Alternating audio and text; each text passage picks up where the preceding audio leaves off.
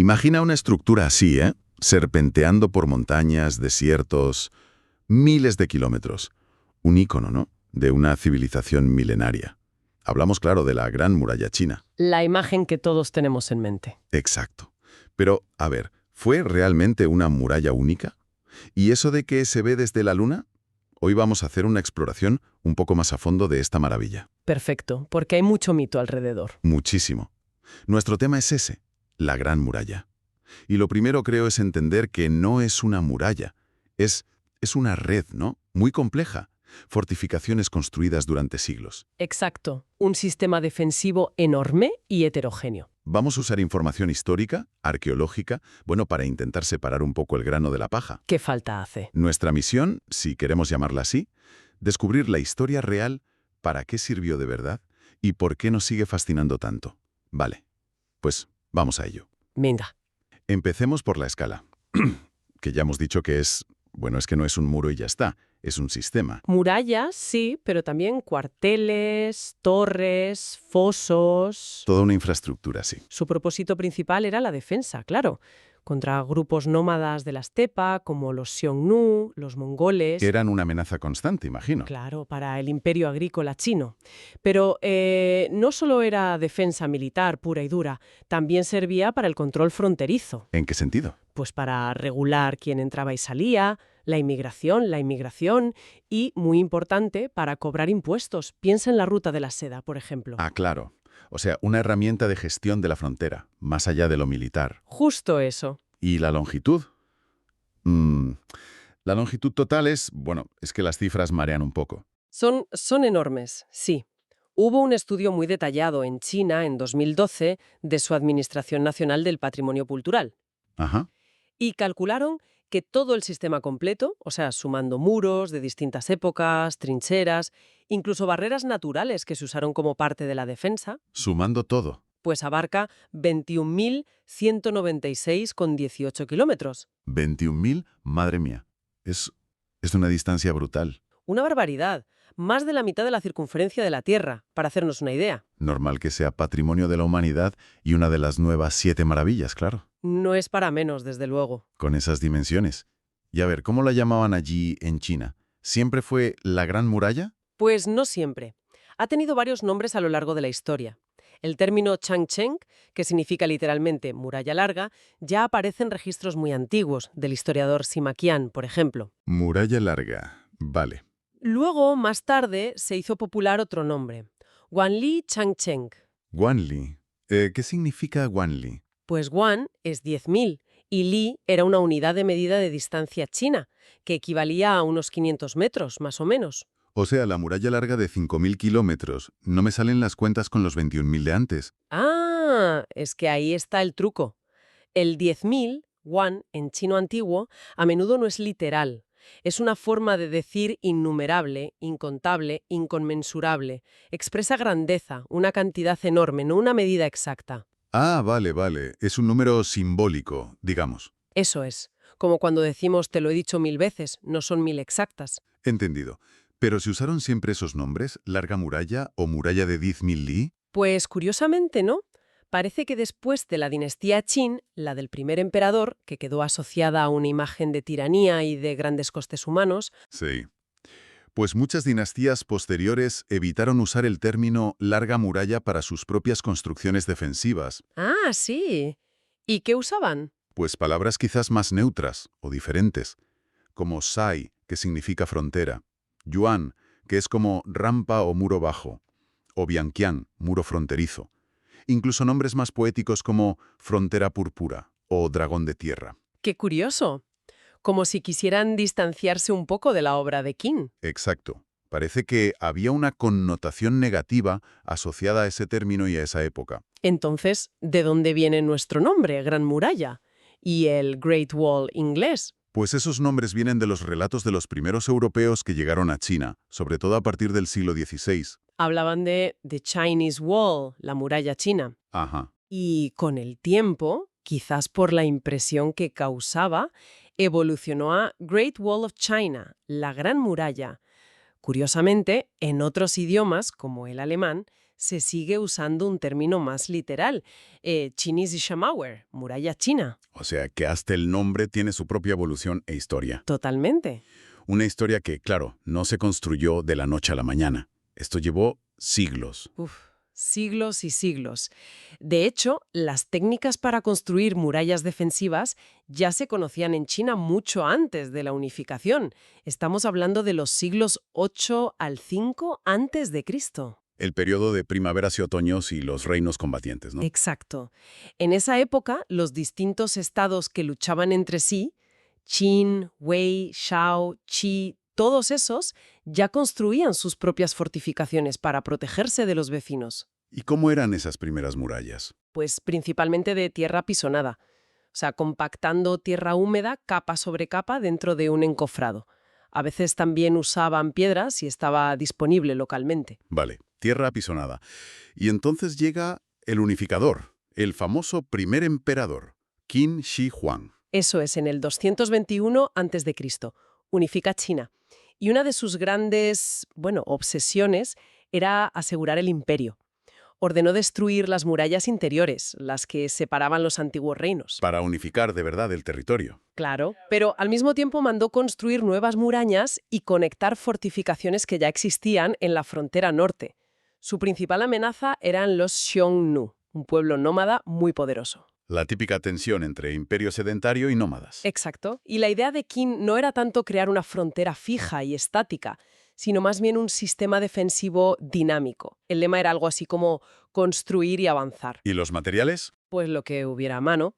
Piedras si estaban en zona de montañas, tierra pisonada si estaban en llanuras. La verdad es que de esa muralla original de la dinastía Qin quedan muy, muy pocos restos visibles hoy en día. Se perderían con el tiempo, imagino. ¿Y después de Qin, se abandonó la idea? No, no se abandonó, pero la intensidad y el enfoque cambiaron mucho según la dinastía.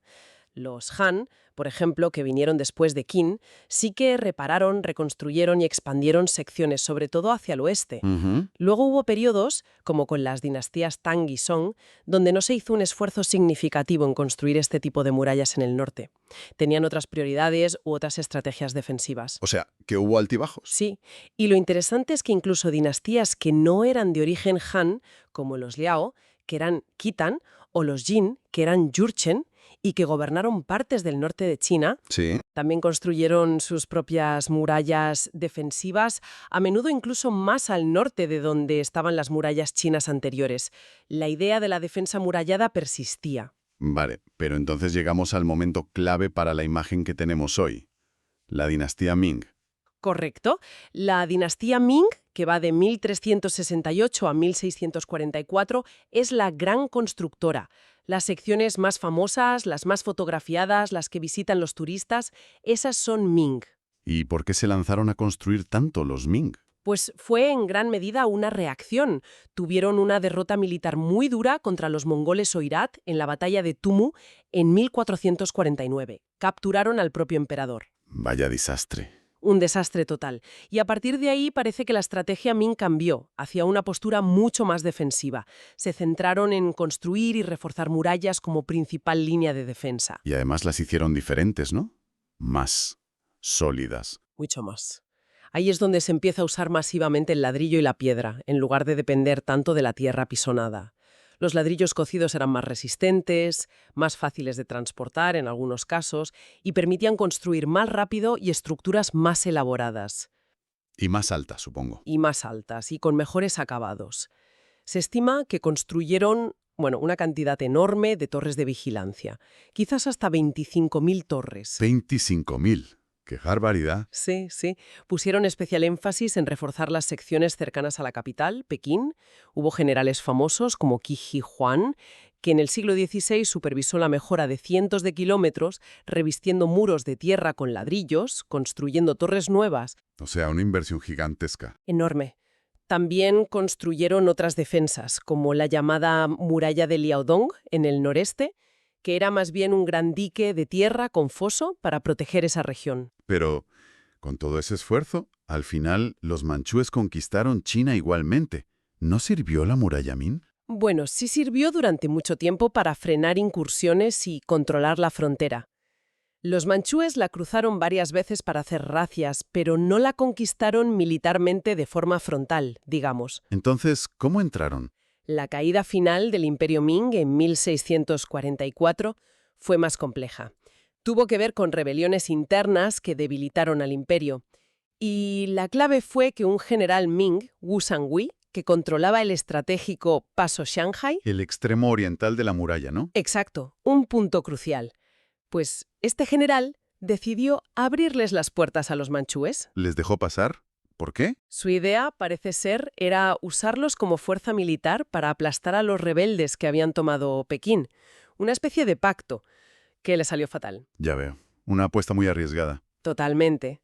Los manchúes entraron, echaron a los rebeldes de Pekín, pero en lugar de devolver el poder a los Ming, se quedaron ellos y fundaron su propia dinastía, la Qing. Menuda jugada. Sí. Y bajo la dinastía Qing, que duró hasta principios del siglo XX, las fronteras del imperio se expandieron enormemente, sobre todo hacia el norte y el oeste, incorporando Mongolia, Tíbet, Xinjiang. Con lo cual, la muralla Ming quedó dentro del territorio. Exacto. Perdió su función de frontera defensiva principal, así que la construcción de murallas con ese propósito cesó. Sí que hubo otros proyectos Qing, como la llamada empalizada de Sauce, en Manchuria, Ajá. que era similar a la muralla de Leodongo, pero su objetivo principal no era militar, sino controlar la migración de chinos Han hacia Manchuria, la tierra ancestral de los manchúes. O sea que la función cambió radicalmente otra vez. Completamente. Es fascinante ver esa evolución. Oye, ¿y qué pasa con los viajeros extranjeros antiguos? Mencionaste a los europeos del siglo XVI, pero ¿y antes? Marco Polo, por ejemplo, estuvo en China mucho tiempo. Pues es una de las grandes curiosidades. Ni Marco Polo, en el siglo XIII, ni otros viajeros europeos de esa época, como Guillermo de Rubruck, la mencionan en sus escritos. Nada de nada. Qué raro. Nada. Y tampoco el gran viajero musulmán Ibn Battuta, que estuvo en China en el siglo XIV. Él sí oyó hablar de una gran muralla y la asoció con leyendas del Corán.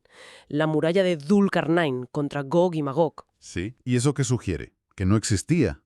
No, existían tramos de murallas anteriores, de los Qing, los Han, pero quizás lo que sugiere es que en esa época los restos no eran una estructura continua y monumental como la que luego construirían los Ming, o quizás simplemente no pasaron por las zonas donde eran más visibles. Es un pequeño misterio. Vaya. Entonces, ¿cuándo empieza a hablarse de ella en Europa de forma consistente? Es a partir del siglo XVI, como decíamos, con la llegada de los europeos por mar a la China de la dinastía Ming.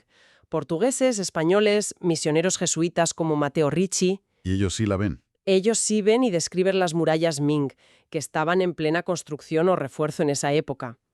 Al principio, las descripciones son relativamente modestas, pero poco a poco... Empiezan las hipérboles, las exageraciones. Sí.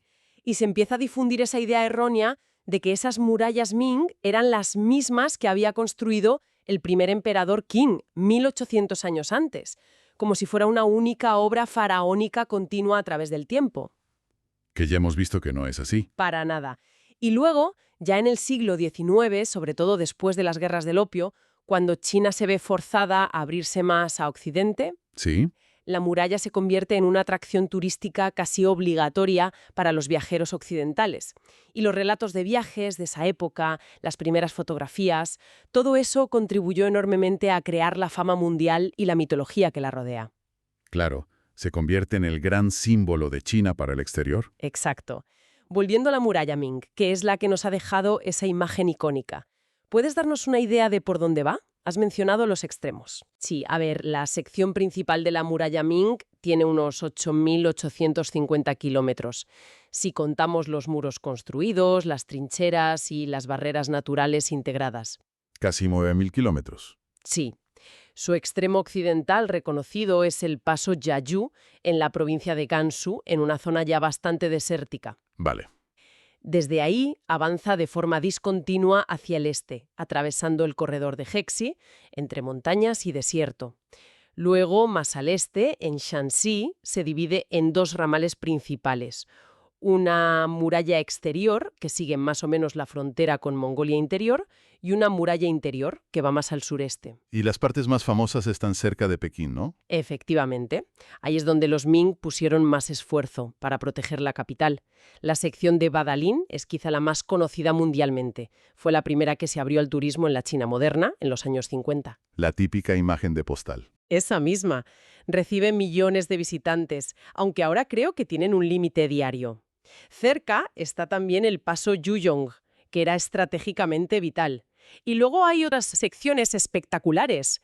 Jinshanlin, por ejemplo, es famosa por sus pendientes pronunciadas y sus torres bien conservadas. He visto fotos, sí. Impresionante. O Mutianyu, que también es muy popular entre los turistas y fue una de las primeras en ser restaurada, ya después de la Revolución Cultural. ¿Y el final? ¿Al este? El final tradicional, el extremo oriental de la muralla Ming, es el paso Shanghai, que está en la costa, junto al mar de Bohai, en la provincia de Hebei. Shanghai significa montaña y mar, ¿no? Exacto. Lo llaman el primer paso bajo el cielo.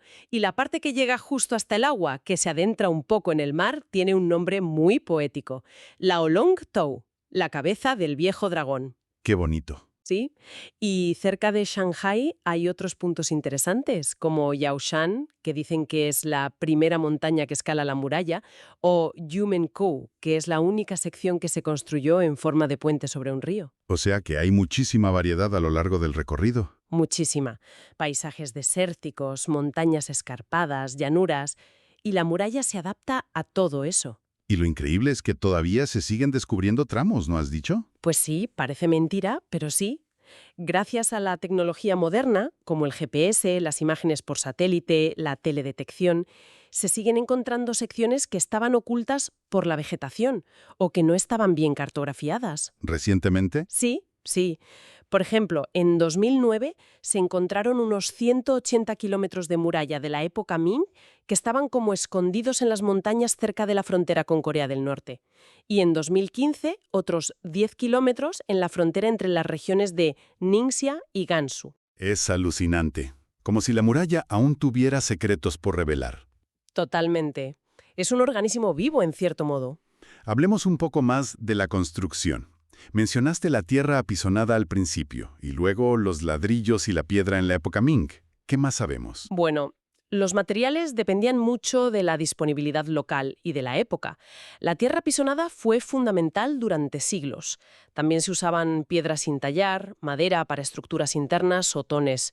Y los Ming trajeron la revolución del ladrillo. Sí, el ladrillo cocido y también las tejas para los tejados de las torres y fortificaciones, y la cal como mortero. El ladrillo tenía ventajas, era más uniforme, más resistente a la erosión que la tierra y permitía construcciones más complejas y duraderas.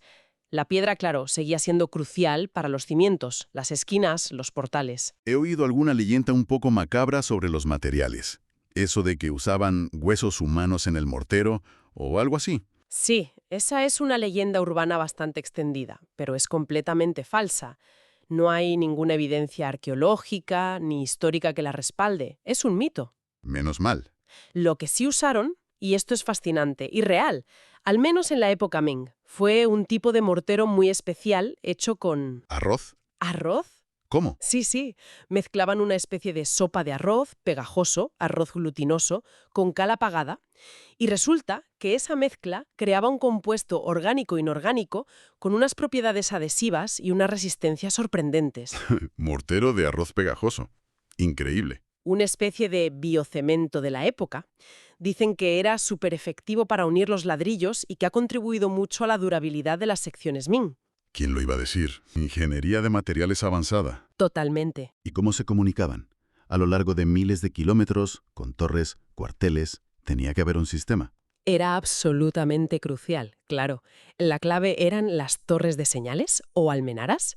Estaban situadas en puntos elevados, a la vista unas de otras. Para verse de lejos. Exacto. Y usaban un código de señales con humo durante el día y fuego durante la noche. Podían transmitir mensajes muy rápidamente a lo largo de grandes distancias. ¿Qué tipo de mensajes? Pues alertar sobre el número de enemigos que se acercaban, si habían cruzado la muralla, pedir refuerzos. Era un sistema de comunicación óptica muy eficaz para la época. Y complementario a eso, claro, había cuarteles para las tropas, establos para los caballos, arsenales para las armas, todo distribuido a lo largo de la cara interior del muro para poder reaccionar rápido. Un sistema logístico y de comunicación impresionante para su tiempo. Sin duda. Claro, mantener hoy en día una estructura así, con esa antigüedad y esa extensión, imagino que debe ser un desafío enorme. Gigantesco.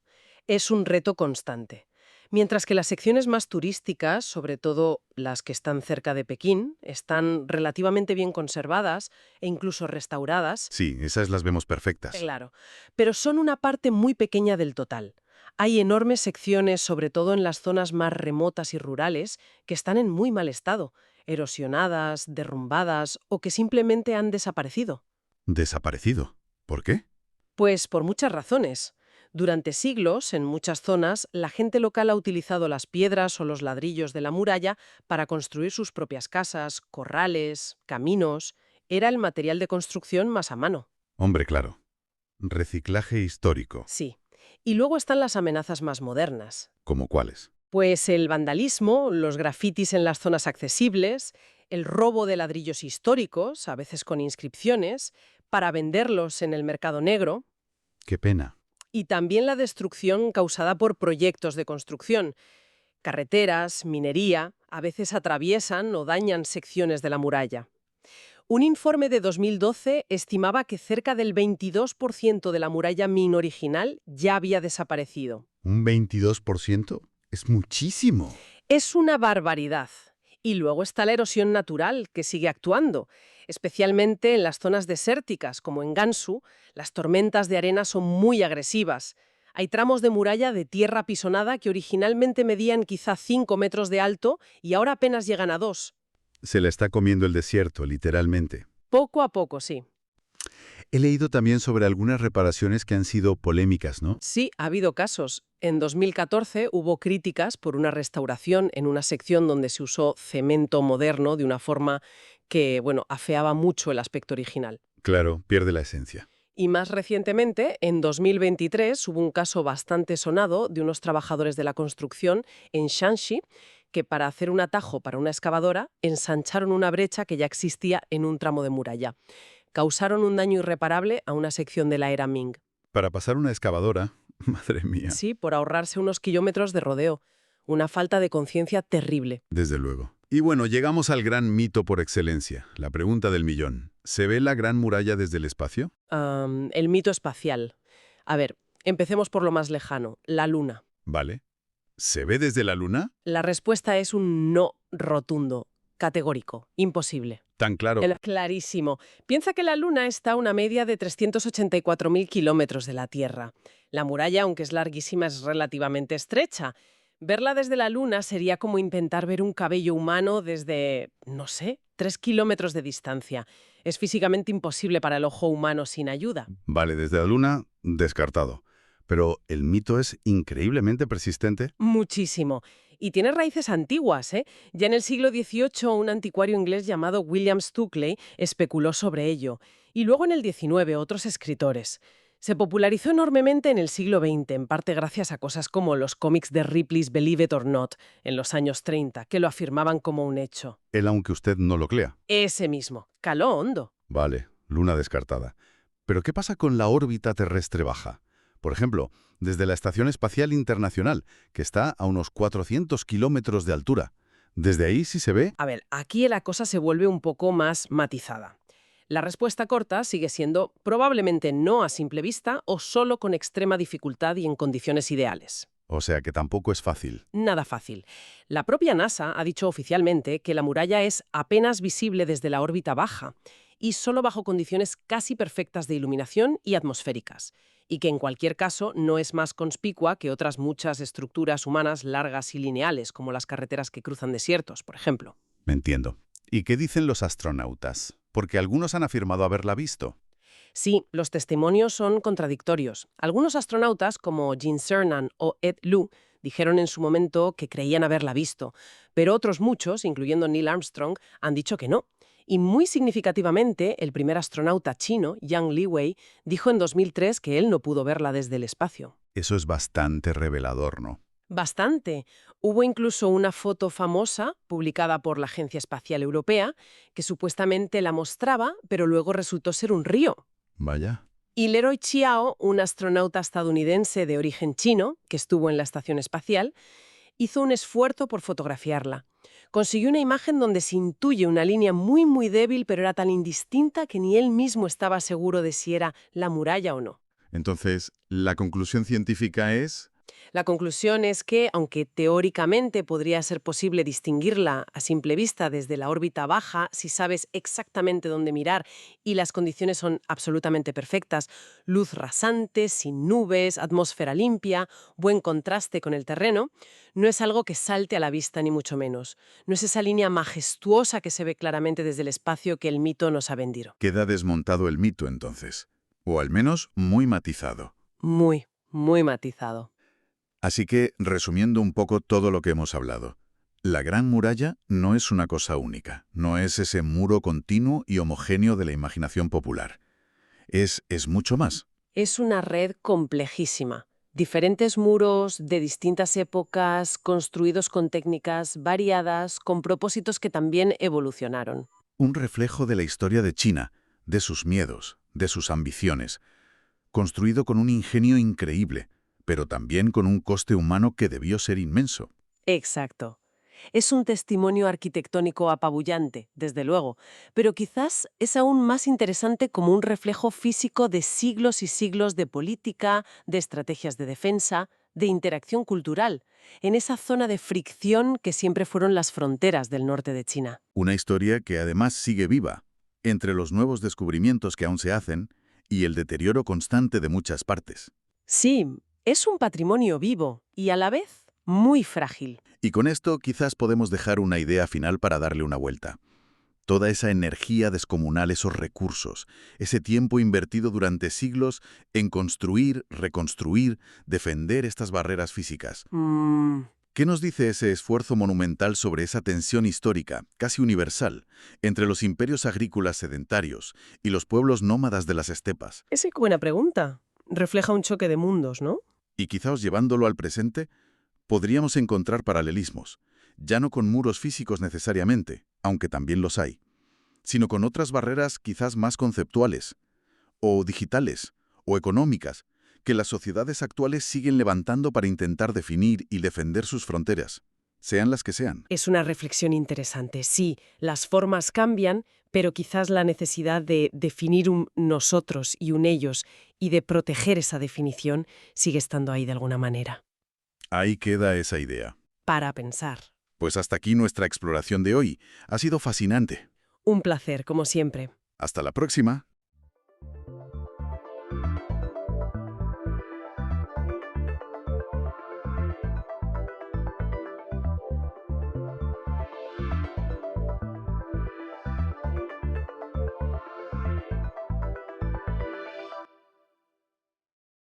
Bienvenida, bienvenido a esta nueva exploración. Hoy viajamos a la costa de Georgia, a un lugar con un nombre que resuena con ecos de exclusividad y poder, el Jekyll Island Club. Un nombre muy evocador, sí. Un enclave que fue, digamos, el patio de recreo invernal de las familias más ricas de Estados Unidos a finales del 19 y principios del 20. Exacto. Y tenemos aquí unos extractos de Wikipedia que nos van a guiar por su historia. Desde cómo se fundó, quiénes eran sus miembros, hasta, su transformación final. Una historia que, ya veremos, tiene miga. No es solo lujo. Hay giros importantes incluso para la historia financiera del país. Esa es la idea, nuestra misión hoy, entender cómo se creó este círculo tan cerrado, qué hacían allí, por qué una reunión secreta en ese lugar fue tan relevante y cómo acabó siendo, pues lo que es hoy, un parque estatal y un hotel histórico. Un viaje de lo ultra privado a lo público. Vamos a ello. Perfecto. Pues empecemos por el principio, ¿no? La fundación. Pues sí. Nos vamos a la época justo después de las grandes plantaciones del sur. La isla, Jekyll Island, pertenecía a un tal John Eugene Dubignon, y parece que fue su cuñado, Newton Finney, el de la idea. Ajá. Se le ocurrió. Oye, ¿y si compramos la isla y montamos un club de invierno exclusivo para los magnates del norte? Una especie de resort de caza y descanso. Claro, Encaja perfectamente en la época. Estamos en plena Gilded Age, la Edad Dorada. Mucho dinero nuevo, industrialización a tope. Eso es, ferrocarriles, acero, finanzas, fortunas inmensas que se crearon muy rápido. Y claro, también mucha desigualdad. Y esa nueva élite buscaba distinguirse, crear sus propios espacios, ¿no? Escapar del frío invierno del noreste y, de paso, codearse entre ellos. Ahí está. Así que en 1885, este Finney se asocia con un tal Oliver K. King de Nueva York y fundan el Jekyll Island Club. La K parece que iba ahí en el nombre original. Curioso. Y el plan era vender 100 acciones, pero solo a 50 personas, muy seleccionadas. A $600 la acción, que ojo, no parece mucho hoy, pero equivaldría a unos $15.000 actuales por acción. Una barrera de entrada considerable, vamos. No solo económica, era un filtro social clarísimo. Querían exclusividad total. Y vaya si la consiguieron. Es que la lista de los primeros miembros asusta un poco. A ver, cuenta. Marshall Field, el de los almacenes, JP Morgan, el banquero, Joseph Pulitzer, el de los periódicos, William K. Vanderbilt, de los ferrocarriles. Vamos, la crème de la época. Impresionante. Industria, finanzas, medios, toda la estructura de poder concentrada allí para pasar el invierno. La red de contactos que se debía tejer ahí, de manera informal. Imagínate. Bueno, pues en 1886, Duvignon les vende la isla por $125.000, que serían más de 3 millones de hoy. Y ahí ya se ponen manos a la obra. A construir el sueño, digamos. Un arquitecto, Charles A. Alexander, para la Casa Clow, y a un paisajista famoso, Horace William Shaler Cleveland, para los jardines. Querían algo grandioso. Que reflejara su estatus, claro. Y la Casa Club, con esa torre tan característica que todavía existe, se acabó en 1887. Abrieron oficialmente en enero de 1888. Buscaban, por lo visto, algo elegante pero cómodo, como un segundo hogar para estas familias. Y un detalle interesante que lo diferenciaba de otros clubes de la época, como el Union Club o el Chicago Club, que eran más bien masculinos, Ajá. Jekyll Island tenía un aire más familiar. Aunque la exclusividad era máxima, ¿eh? Con ese límite de 100 socios al principio, estaba pensado para que fueran las familias enteras. Entiendo. ¿Y qué hacían allí para entretenerse? Porque me imagino que mucho trabajo no harían. Bueno, trabajarían a su manera, supongo. Pero el ocio era clave. Al principio, sobre todo, la caza. Sí, eso leí. Contrataron un guardabosques y todo para asegurarse de que hubiera faisanes, pavos, ciervos. Claro, la caza era una actividad muy, bueno, muy de la aristocracia, que ellos querían emular. Y tenía sus rituales. Vaya si los tenía.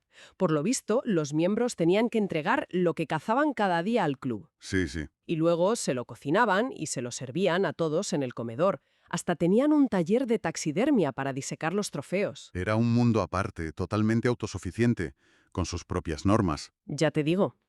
Pero parece que con el tiempo otra actividad fue ganando peso, ¿no? Sí, una más, moderna, digamos. El golf. Ah, claro, el golf. Primero hicieron un campo pequeño cerca de la Casa Club, pero ya en los años 20 montaron uno más serio, junto al mar.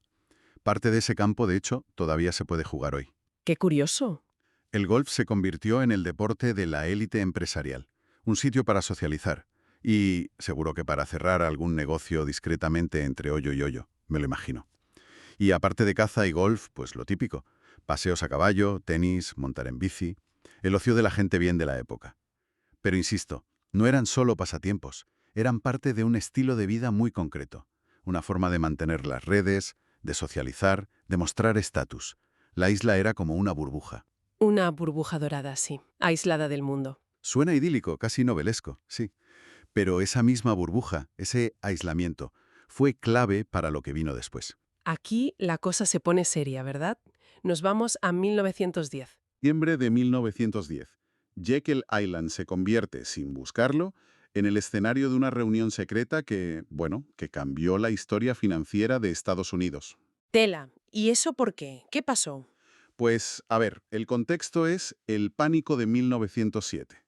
Una crisis financiera brutal que dejó claro que el sistema bancario estadounidense era un caos. No había un banco central, los pánicos eran frecuentes. Hacía falta una reforma urgente, ¿no? Urgentísima. Pero políticamente era muy complicado, había muchos intereses. Entonces, el senador Nelson Aldrich, un republicano muy influyente, presidente de la Comisión Monetaria Nacional, llevaba tiempo estudiando los bancos centrales europeos. Y decide que necesita reunir a los cerebros financieros para diseñar un plan. Pero en secreto. Eso es, lejos de Washington, de la prensa, de las presiones. Y elige Jekyll Island. ¿Por qué? Por lo que decíamos, aislado, discreto, con infraestructura para acoger a gente importante sin que nadie se enterase. Tiene lógica. ¿Y a quién convocó? Pues a la florinata de las finanzas. El mismo, claro, A.P. Andrews del Tesoro, Paul Warburg, un banquero de origen alemán muy pro Banco Central, Frank Vanderlip, del National City Bank, Henry Davison, socio de JP Morgan, Charles Norton, de otro banco ligado a Morgan, y Benjamin Strong, otro hombre de Morgan, que luego sería, bueno, una figura clave en la Fed. Menudo plantel. Dicen que juntos controlaban casi una cuarta parte de la riqueza mundial de Es entonces. que es difícil de concebir. Una barbaridad. Y el secretismo fue absoluto, casi cómico, si no fuera por la importancia del asunto. Cuenta, cuenta, esto me interesa. Salieron de Nueva Jersey de noche, en un vagón de tren privado. Acordaron usar solo nombres de pila o motes para que ni los camareros del tren supieran quiénes eran. ¿En serio? Sí, sí. Y la excusa oficial, por si alguien preguntaba, era que iban a cazar patos. No me digas. Un viaje de caza de patos para rediseñar el sistema financiero. Es genial. B.C. Forbes, el de la revista, lo describió años después de forma muy gráfica. Banqueros escapando de Nueva York de noche, viajando cientos de millas, subiendo a una lancha misteriosa, encerrándose una semana en una isla desierta. El nivel de secretismo era total. Es que parece una novela de John le Carré, pero con banqueros. Pues sí. Y lo interesante es cómo el propio club, con su infraestructura y su aislamiento, lo hizo posible. Allí, durante una semana, este grupo trabajó a destajo y redactó el borrador de lo que se conocería como el Plan Aldrich. Y ese fue el plan que se convirtió en la Reserva Federal, la Fed. No directamente. Aquí la historia tiene sus matices. El Plan Aldrich, al venir de un republicano tan ligado a Wall Street, levantó muchas sospechas y no se aprobó tal cual en el Congreso. Ah, vale. Pero, y aquí está la clave según la fuente que manejamos, muchas de las ideas centrales, la estructura básica de un sistema de reserva federal diseñadas allí en secreto, en Jekyll Island, sí se incorporaron, con cambios eso sí, en la ley de la Reserva Federal que se aprobó finalmente en 1913, ya con el demócrata Wilson en la presidencia. Paul Warburg, que estuvo en Jekyll, es visto como el puente entre ambas cosas. O sea que aunque el plan original no saliera, la semilla se plantó ahí, en esa isla de recreo para millonarios. Exacto. Es una ironía histórica tremenda. El lugar más exclusivo y privado, facilitando una decisión de alcance público y financiero enorme. Increíble. Pero claro, esa edad dorada tenía fecha de caducidad. Sí, nada es para siempre. Y llegó la Gran Depresión del 29. Supongo que eso afectó hasta a los más ricos, ¿no? Mantener ese nivel de vida, el club, las mansiones. Claro. Las fortunas menguaron, las prioridades cambiaron. Ser miembro del Jekyll Island Club se convirtió en un lujo excesivo para algunos. La lista de socios empezó a bajar en los años 30. Intentaron hacer algo, ¿no? Crearon una membresía más barata, asociada. Sí, en 1933, limitada a 150 personas. Tuvo un éxito relativo, pero temporal. No frenó el declive. La crisis era muy profunda. Y no solo era dinero, también los tiempos estaban cambiando, las costumbres sociales.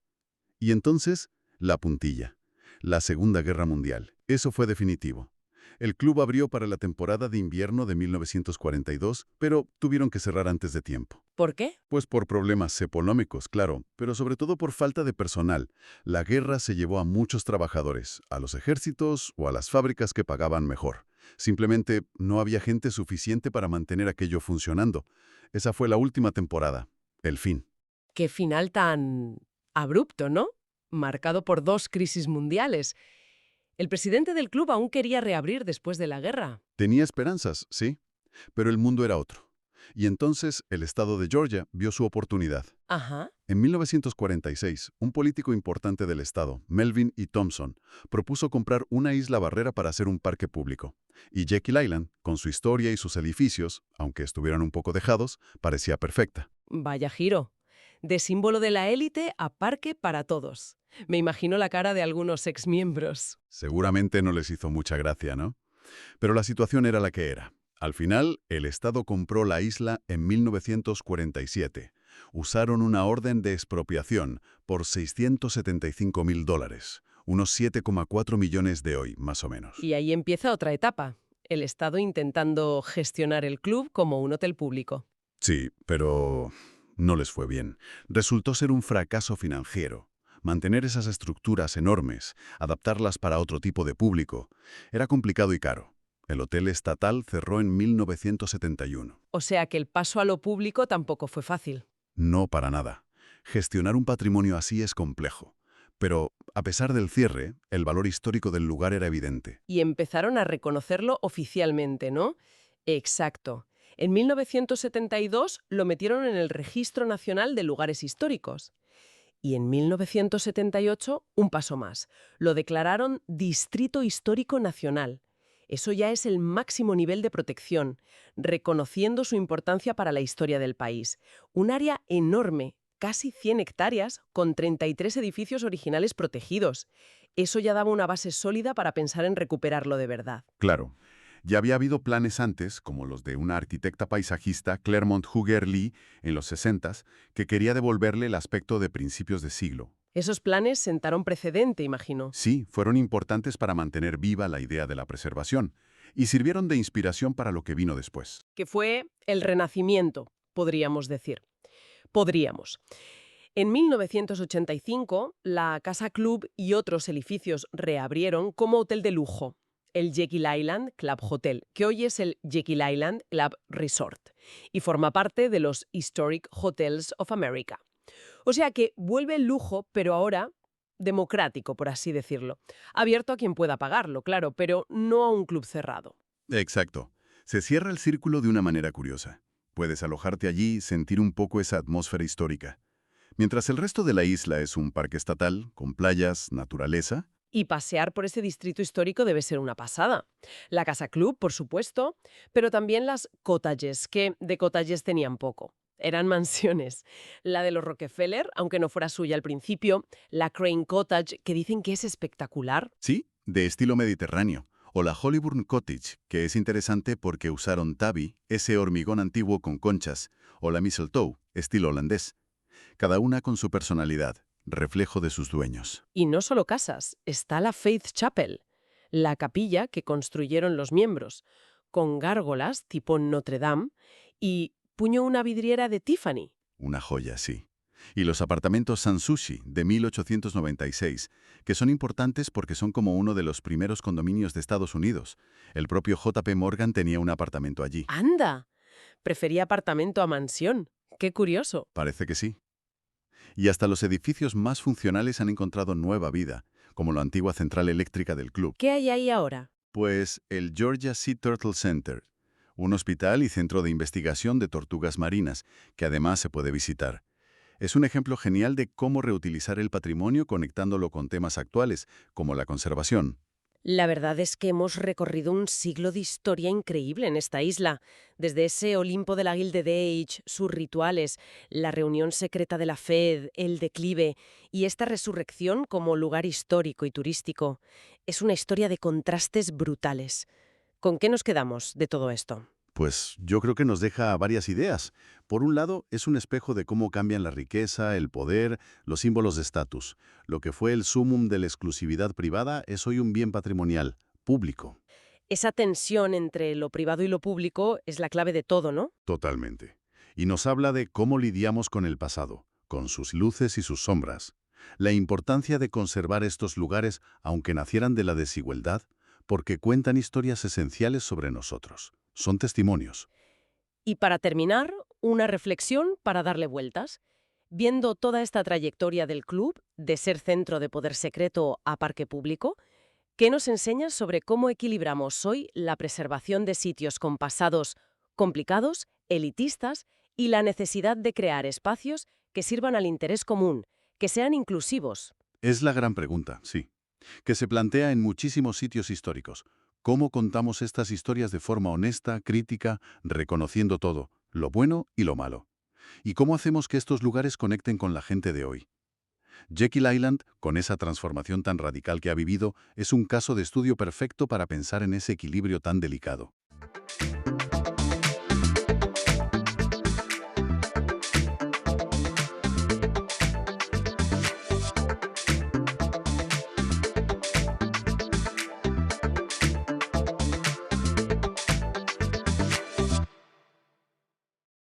Bienvenidas y bienvenidos a esta nueva exploración de fuentes. Hoy nos metemos de lleno en un conflicto que, bueno, cambió el mundo antiguo, la Guerra del Peloponeso. Tenemos material fascinante que detalla esta lucha, larguísima y compleja, entre Atenas y Esparta, las dos superpotencias de la Grecia clásica. La idea hoy es intentar entender por qué estalló esta guerra, seguir su desarrollo, que fue tortuoso, casi 30 años, y ver qué legado dejó. No solo en Grecia, sino en toda la historia de Occidente. Es una historia de imperios, de estrategias brillantes y de desastres monumentales. Exacto. Y vamos a analizar justo eso, cómo el ascenso de Atenas, que parecía imparable, pues despertó un miedo profundo en Esparta, una sociedad mucho más conservadora. Esto creó una tensión que, bueno, como decía el gran Tucídides, hizo la guerra prácticamente inevitable. Nos apoyaremos mucho en él, claro, porque es casi un testigo directo. Un testigo de excepción. Desde luego. Pero bueno, también miraremos otras fuentes como Jenofonte para tener una visión, digamos, más completa de este choque que marcó el fin de la Edad de Oro griega. Para entender el por qué, como decías, hay que mirar un poco atrás, ¿no? A las décadas anteriores. La frase de Tucídides es clave. Sí, esa que dice, la causa más verdadera, aunque la menos manifestada, o sea, la que no se decía abiertamente, fue, en mi opinión, que los atenienses, al hacerse poderosos y provocar el miedo a los lacedemonios, los espartanos, les obligaron a luchar. Clarísimo. ¿Y cómo se hizo Atenas tan poderosa, tan temida? Pues todo empieza después de las guerras médicas. La victoria contra Persia, allá por el 480 a.C., Atenas salió muy reforzada, como líder natural. Fundó la Liga de Delos. Al principio era una alianza defensiva, ¿sabes?, de ciudades jonias del Egeo para protegerse de Persia. El tesoro estaba en Delos, de ahí el nombre. Una alianza normal, digamos. Al principio sí, pero Atenas poco a poco empezó a ejercer un control férreo. Usó los tributos de los aliados no solo para la flota, que era impresionante, sino para sus propios proyectos en Atenas. El Partenón y todo eso. Exacto. Obras monumentales. Así que la Liga se convirtió, pues, en un imperio ateniense de facto. Y eso, claro, generó mucho resentimiento en algunos aliados. Y, sobre todo, muchísimo recelo en Esparta. Es el periodo que llamamos la Pentecontexia, unos 50 años. Y ese poder ateniense, claro, no tardó en chocar con Esparta, la gran potencia terrestre. Hubo roces ya desde el principio, ¿verdad? Desde luego. Por ejemplo, cuando Atenas quiso reconstruir sus murallas después de la guerra con Persia, Esparta dijo que no, que eso la haría demasiado fuerte. Pero Atenas siguió adelante. Y más grave aún fue lo de la revuelta de los ilotas en Esparta, hacia el 465 a.C. Los ilotas eran la base de su economía, ¿no? Siervos. Sí, la población sometida. Pues se rebelaron. Esparta pidió ayuda a sus aliados, incluida Atenas, que mandó hóplitas, infantería pesada. Pero los espartanos, desconfiando de las ideas democráticas atenienses, ¿qué hicieron? Despidieron solo a los atenienses. Vaya, menuda ofensa. Una afrenta terrible. Y eso rompió la vieja alianza que habían tenido contra Persia. La desconfianza ya estaba sembrada. Y esa desconfianza fue a más. Se habla incluso de una primera guerra del Peloponeso antes de la gorda, digamos, como un ensayo. Sí, se podría ver así. Fue un conflicto intermitente, entre el 460 y el 446, más o menos. Empezó por disputas entre aliados de unos y otros. Mégara, Corinto. Atenas llegó a controlar bastante territorio. Pero al final se firmó la paz de los 30 años, hacia el 446. Intentaron poner orden, reconocer las dos esferas de influencia, el imperio marítimo de Atenas y la Liga Terrestre de Esparta. Se suponía que debían respetarse y usar el arbitraje para los problemas. Una paz de 30 años, que duró menos de 15. ¿Cuáles fueron las chispas finales que encendieron la mecha en el 431? Pues fueron varios incidentes que tensaron la cuerda al máximo, todos conectados por esa rivalidad de fondo, claro. Primero, el lío entre Corinto, que era un aliado clave de Esparta, y su colonia Corcira, la actual Corfú. Ajá. Corcira pidió ayuda a Atenas, y Atenas aceptó una alianza defensiva. Su intervención naval en la batalla de Sibota fue pequeña, pero bastó para salvar a Corcira y para enfurecer a Corinto, muchísimo. Y de nuevo Corinto metido en otro fregado, el caso de Potidea. Exacto. Potidea era colonia de Corinto, pero estaba en la Liga Ateniense, pagaba tributo. Atenas empezó a sospechar y le exigió cosas drásticas, como derribar parte de sus murallas. Uf. Corinto lo vio como una provocación y apoyó en secreto a Potidea para que se rebelara contra Atenas. Eso ya era una violación clarísima de la paz de los 30 años. Y luego está el famoso decreto megarense, hacia el 433. Atenas impuso sanciones económicas durísimas a Mégara, aliada de Esparta, por ofensas menores, la verdad. ¿Y eso fue tan importante? Tucídides parece quitarle hierro. Bueno, Tucídides sí, pero muchos historiadores creen que fue clave. Estrangular económicamente a Mégara fue, digamos, la gota que colmó el vaso para los aliados de Esparta, sobre todo Corinto, que presionaron muchísimo a Esparta para que actuara de una vez. Y toda esta tensión acumulada llevó a esa asamblea decisiva en Esparta en el 432. Eso es. Allí, Corinto y otros aliados presentaron todas sus quejas contra Atenas. Había una delegación ateniense que intentó defenderse y recordó que el tratado obligaba al arbitraje. El rey espartano Arquídamo pidió prudencia, advirtió que una guerra contra Atenas, con su flota y su dinero, sería larga y difícil. Pero no le hicieron mucho caso, ¿no? No, prevaleció la opinión más dura, la del éforo Estenelaidas, uno de los magistrados supremos, y la asamblea espartana votó que Atenas había roto la paz. Vamos, que la guerra estaba declarada. Y así empezó, en el 431, la guerra que conocemos. Se suele dividir en fases. La primera, la guerra arquidámica, por el rey Arquidamo. 10 años hasta el 421. Correcto. Las estrategias al principio eran totalmente opuestas. Esparta, con su ejército de tierra invencible, invadiría el Ática cada año. ¿Para qué? Para destruir las cosechas y obligar a Atenas a salir a luchar en campo abierto. Donde Esparta era superior. Claro, y Atenas, con Pericles al mando, justo lo contrario, evitar la batalla terrestre, evacuar a la gente del campo dentro de los muros largos. Esas fortificaciones impresionantes que unían Atenas con el puerto, el Pireo. Exacto. Eso garantizaba el acceso al mar. Y desde ahí usar la flota, que era muy superior, para atacar las costas enemigas y mantener el comercio abierto. Una estrategia defensiva en tierra, confiando en la resistencia de la ciudad y el poder naval. Pero llegó algo inesperado y terrible a Atenas. La peste. Empezó en el 430, la ciudad estaba abarrotada de refugiados del campo y la enfermedad, no se sabe seguro cuál, quizá fiebre tifoidea, se extendió de forma brutal. ¿Cuánta gente murió? Se calcula que entre un cuarto y un tercio de la población. Una barbaridad. Y entre ellos, el propio Pericles y sus hijos. Fue un golpe demográfico y moral tremendo. ¡Qué horror! Sí. Curiosamente, el miedo a contagiarse hizo que los espartanos acortaran sus invasiones esos años. No querían acercarse mucho. Y la muerte de Pericles cambió la política ateniense, ¿no? Se volvieron más agresivos. Sí, totalmente. Surgieron líderes más populistas, más belicistas, como Cleón, y tuvieron éxitos militares, ¿eh? El general Demóstenes consiguió victorias navales y, sobre todo, fortificó Pilos, en la costa del Peloponeso. Y eso llevó a un episodio increíble, la batalla de Pilos y Esfacteria, en el 425. Por primera vez, unos 300 hoplitas espartanos se rindieron. Espartanos rindiéndose. ¿Eso debió ser un shock? Un shock tremendo. Destrozó el mito de que nunca se rendían.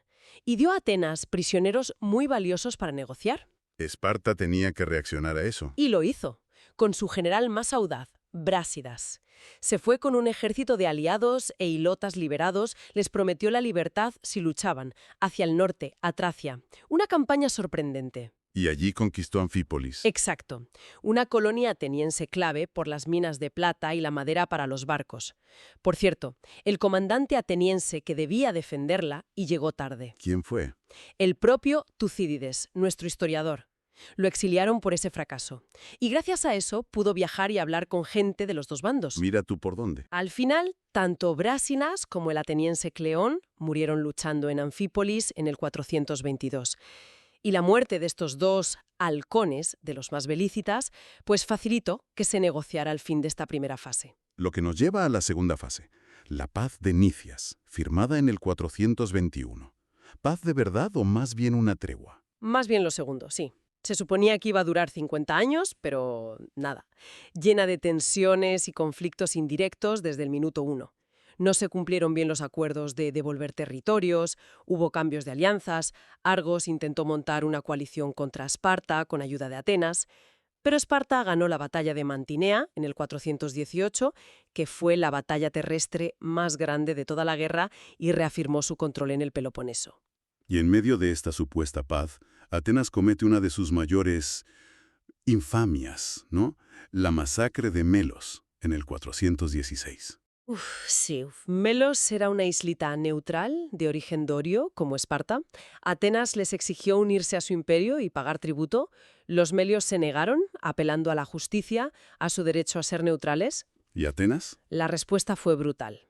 Asediaron la isla, la tomaron, mataron a todos los hombres y vendieron a mujeres y niños como esclavos. Tucídides lo cuenta en el famoso Diálogo de los Melios, donde pone en boca de los atenienses esa lógica imperialista terrible.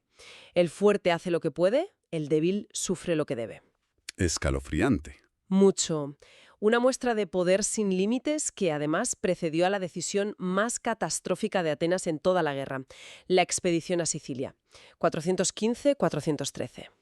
¿Qué se les perdió en Sicilia? ¿Por qué se metieron en esa aventura tan lejana y arriesgada? Pues fue una mezcla de cosas. La excusa oficial era ayudar a un aliado segesta contra Siracusa, que era poderosa y aliada de Esparta. Pero la ambición real era enorme. Alcibíades tuvo mucho que ver, ¿no? Muchísimo. El carismático y polémico Alcibíades vendió la idea de que conquistar Sicilia abriría la puerta a dominar todo el Mediterráneo occidental. Nicias, el de la paz, se opuso, era más prudente. Pero la asamblea ateniense, se dejó seducir por las promesas de gloria y riqueza y aprobó mandar una flota y un ejército gigantescos. Pero la cosa empezó mal para Alcibíades casi desde el principio. Sí, justo antes de zarpar hubo un escándalo religioso en Atenas. Mutilaron unas estatuas sagradas, los Hermes, y le acusaron a él. Vaya momento. Le dejaron irse con la flota, pero al poco le ordenaron volver para ser juzgado. Y él, temiendo lo peor, ¿qué hizo? Desertó, se pasó a Esparta. No me digas. Sí. Les contó todos los planes atenienses y les aconsejó cómo ayudar a Siracusa. Una traición de película. Increíble. ¿Y el desastre militar cómo fue? Pues Nicias, que quedó al mando con Demóstenes, el de Pilos, fue demasiado lento, indeciso, perdieron tiempo, llegó ayuda espartana a Siracusa con un general muy competente, Gilipo. Gilipo reorganizó las defensas y empezó a ganarles terreno. Los atenienses sufrieron derrotas navales en el propio puerto de Siracusa, donde se suponía que eran invencibles. Se les complicó mucho la cosa. Muchísimo. Y cuando por fin decidieron retirarse, un eclipse lunar.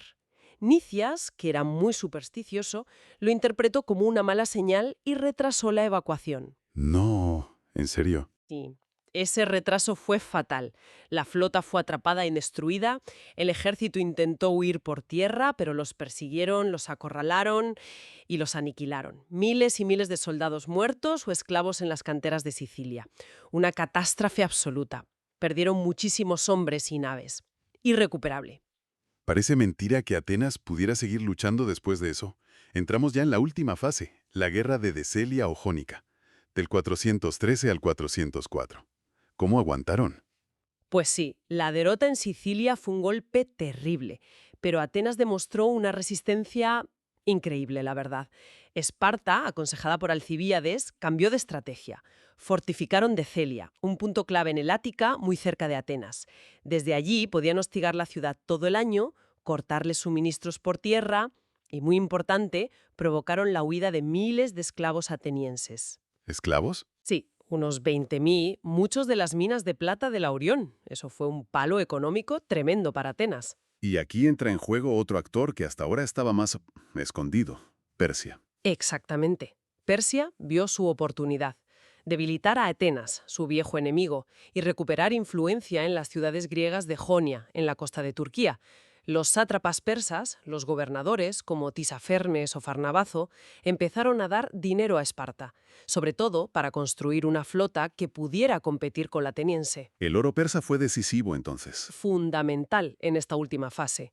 A partir del 408, Ciro el Joven, hijo del rey persa, llegó con órdenes claras: apoyar a Esparta a tope. Hizo una alianza muy estrecha con el nuevo almirante espartano, Lisandro, que era muy bueno. El dinero persa mantuvo a flote el esfuerzo de guerra espartano. Y a pesar de todo, Atenas no se rindió. Incluso tuvo momentos de resurgir, ¿no? Sí, fue una década de altibajos increíbles. Atenas echó mano de sus reservas de emergencia, reconstruyó parte de la flota. Hubo lío político interno, un golpe oligárquico breve, los 400. Pero la flota ateniense que estaba en Samos se mantuvo fiel a la democracia y fue el centro de la resistencia. Incluso volvieron a llamar a Alcibíades. Otra vez. Otra vez, volvió, los lideró y consiguió victorias navales importantes, como la de Cífico en el 410. Recuperaron temporalmente el control de las rutas del Mar Negro, que eran vitales para el grano. Parecía que podían darle la vuelta, pero la tragedia volvió a cebarse con ellos. Y esta vez, por su propia culpa. Así es. Primero, Alcibíades cayó en desgracia otra vez. Una derrota pequeña en Notio, 406, y lo exiliaron definitivamente. Y poco después ganaron una gran batalla naval en Arginusas. ¿Y qué pasó? Pues que hubo una tormenta después de la batalla y no pudieron rescatar a los náufragos. La reacción en Atenas fue demencial. En un juicio político rápido y seguramente ilegal, condenaron a muerte y ejecutaron a 6 de los 8 generales que habían ganado la batalla. ¡Pero qué locura! Una locura autodestructiva total. Se cargaron a sus mejores comandantes en el peor momento posible. Un error garrafal que le dejó la victoria en bandeja a Lisandro. Exacto. Lisandro, con la flota apagada por Persia, aprovechó la debilidad del mando ateniense. En el 405, en Egospótamos, en el Helesponto, sorprendió a la flota ateniense y la destruyó casi por completo. Se salvaron muy pocas naves. Y eso fue el final. Eso fue el final. Cortó la ruta del grano del Mar Negro, sin comida, sin flota, asediada por tierra desde Decelia y por mar por Lisandro, Atenas empezó a morir de hambre. Y en abril del 404 se rindió, sin condiciones. ¡Qué fin de una era! Casi 30 años de guerra. ¿Qué consecuencias tuvo la derrota para Atenas? Durísimas. Tuvieron que derribar los muros largos, entregar casi toda la flota, renunciar al imperio. Sus aliados más rencorosos, Corinto, Tebas, querían destruirla por completo. ¿Y Esparta? Esparta se opuso. Recordaron el papel de Atenas contra los persas, pero les impusieron un gobierno oligárquico, los 30 tiranos, que fue brutal. Por suerte para Atenas duró poco. Al año siguiente, los exiliados demócratas con Trasíbulo restauraron la democracia. ¿Y para Grecia en general? ¿Qué supuso el fin de la guerra? Pero Esparta no supo gestionar bien ese poder. Impuso gobiernos oligárquicos, fue opresiva y pronto generó rechazo, incluso entre sus antiguos aliados. Además, la guerra dejó una devastación económica y de población tremenda en muchas zonas. Atenas recuperó su autonomía y su influencia cultural, pero nunca volvió a ser la potencia del siglo V. Y quizás lo más profundo fue cómo cambió la guerra. Pasó de ser algo más limitado a una lucha total, ideológica, con una brutalidad nunca vista antes. Masacres, ciudades arrasadas. Un antes y un después. Totalmente. Marcó el fin de la Edad de Oro. Dejó a las ciudades-estado griegas muy debilitadas. Y ese agotamiento general, a la larga, pues facilitó que Macedonia, con Filipo II y Alejandro Magno, pudiera dominar toda Grecia unas décadas después. Como anécdota final, después de tanta rivalidad, los alcaldes de Atenas y Esparta firmaron un tratado de paz simbólico en 1996. ¡Anda! Más vale tarde que nunca, ¿no? Pues sí. Y con esto yo creo que cerramos esta exploración de la guerra del Peloponeso. Ha sido un viaje largo y complejo, ¿eh? Desde las causas, ese choque entre Atenas y el miedo de Esparta, hasta las consecuencias devastadoras de casi 30 años de lucha. Hemos pasado por la estrategia de Pericles, la peste, el desastre de Sicilia, la intervención persa, la victoria final de Esparta. Sí, hemos visto cómo este conflicto no solo decidió quién mandaba en Grecia por un tiempo, sino que cambió la forma de hacer la guerra, agotó a las polis y dejó lecciones sobre el poder, la ambición, el miedo, consecuencias que todavía resuenan. La caída de Atenas y luego la incapacidad de Esparta para mantener su poder son casos de estudio fascinantes. Una guerra antigua, pero con dinámicas que siguen siendo muy relevantes hoy en día para entender los conflictos.